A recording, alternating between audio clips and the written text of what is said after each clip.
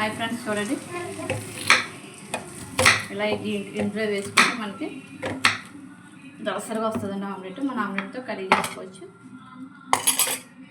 చూడండి ఫ్రెండ్స్, మన ఆమ్లెట్ కూడా టర్న్ తిప్పేసాం.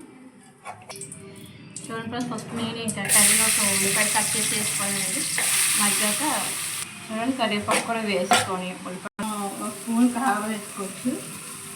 మెయిన్ ఏంటంటే కొంచెం వాటర్ వేస్తాం.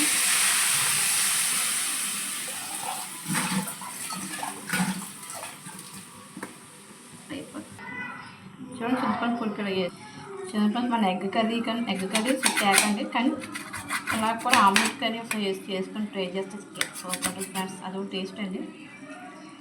ఇలా ఆప కట్ చేసుకొని ఇందులో వేసేసుకోవడం అండి. ఆమ్లెట్ అన్నీ పెట్టేసుకున్నాక 4 పీసెస్ కింద కట్ చేసుకొని